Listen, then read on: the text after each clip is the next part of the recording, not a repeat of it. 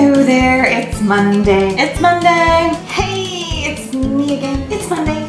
I am going to show you all of the ways to get in and out of the kitchen cheaper, better, and faster. I've just infused it with so much flavor. Okay, I'm going to fill this up and fill this up. All those tricks to cooking once and producing twice.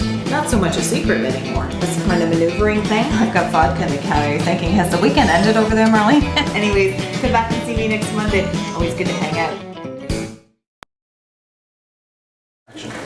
Hola, we're back. So if you were with me last week, which I know you were, we talked about soup base. You just got home from work, you pulled it out of the freezer because you already had it ready, right? Because you've been cooking once and producing twice.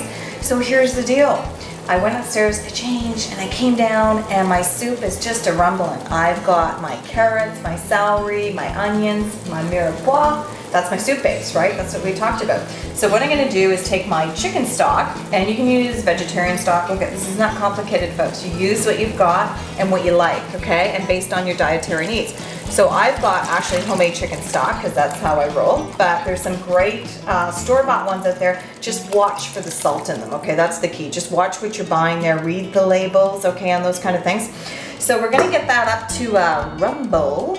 And now I've got my base, I've got my broth. What do? You basically have soup, folks. That's it. So you can make it when you come home from work. It is so much faster, it is so much cheaper, it is so much better for you than going through a drive-thru. Promise me. But here's the deal. So my little D-ster, Dakota, loves tortellini. That's her thing. That's her go-to. These happen to be cheese-filled. You know, you can do whatever you want, whatever you want. So what I'm gonna do is bring this up to a boil, and I'm gonna drop tortellini in there, and that's my soup. Okay, I could be done with that. If I have leftover chicken, if I have anything I wanna throw in there, it's absolutely ready to go, okay? The other thing is a lot of us like pastas. Maybe we want a bit more of a pasta, a bite to it.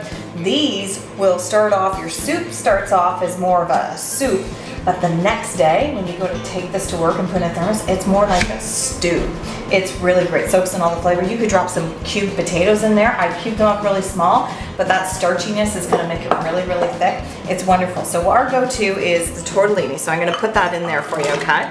And that's gonna boil up, and that is our soup. But what's the secret? If you were actually watching this, one of our first episodes, or seconds, who knows, was Parmesan cheese rind. This is my favorite. This is why I think we've become so popular, is this cheese rind. So I told you that's where all the flavor is, right? So what do? I pulled it out of the freezer, and that's what I'm doing. I've just infused it with so much flavor, a little bit of S&P, okay? We got a little bit of salt, a little bit of pepper in there. You don't need a lot.